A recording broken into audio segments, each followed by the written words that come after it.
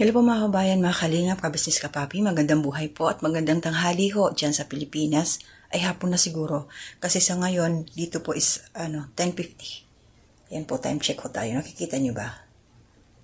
10:50 po. So, gusto ko lang humingi ng pasensya at pasasalamat na rin po. May isa kong upload, i-private ko na ho siya. Nagulat din po ako pagising ko kaninang umaga kasi nakaset na siya ng alas 8 ng umaga dito, which is 8, 9, 10, 11, 12, alauna po dyan sa Pilipinas. Imape-play ho yung video na yon na patungkol po kay Jonathan.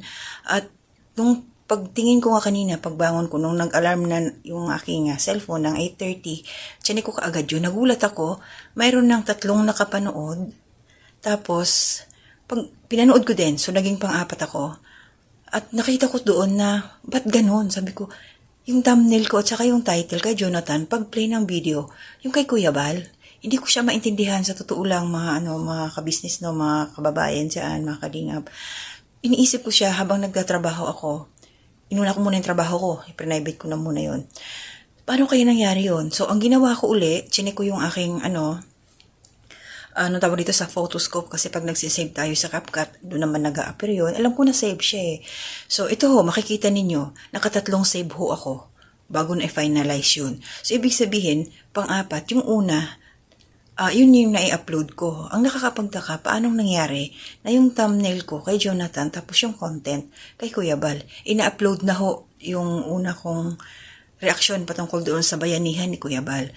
Kaya, pasensya po ha. So ngayon, ito naman, bago ako magawa ng aking paliwanag, ni-screenshot ko ho siya na kahit naka-private na, naging 9 viewers, mayroon ng 9 viewers, naka-private na po siya, hindi ko alam kung sino yung mga nakakapanood noon, kaya salamat sa inyo at pasensya, hindi ko lang ho siya i-delete, doon ko lang ilalagay yon.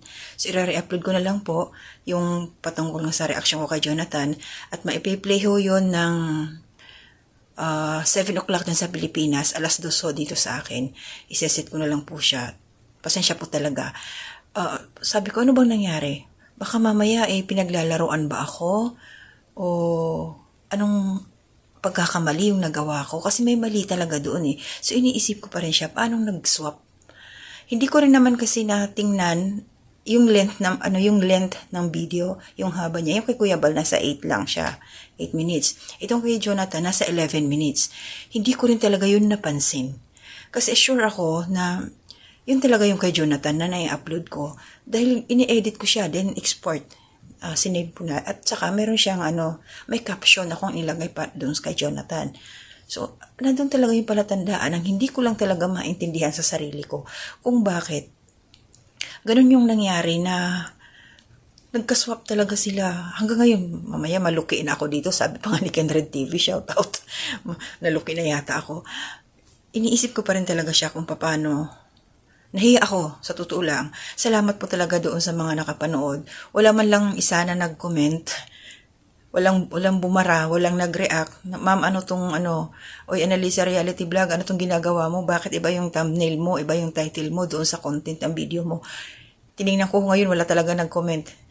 Wala talaga. Siguro dahil naka-private na. At kahit nung una, yung 3 minutes pa lang siya, 3 viewers, 3 views, wala talagang nag-comment.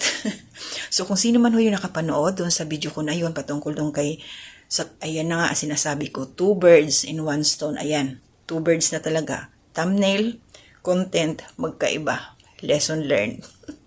Pasaway, no? Sorry talaga. At mag-comment ho kayo dito kung sino man yung mga nakapanood noon. Peace tayo ha, hindi ko ho sinasadya talaga, hindi ko sinasadya. First time mo nangyari yun.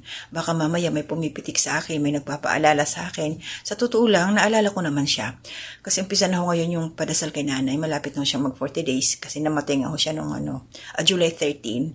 So, nagdadasal ho sila ngayon, 9 days, then 21 po yung 40 days niya.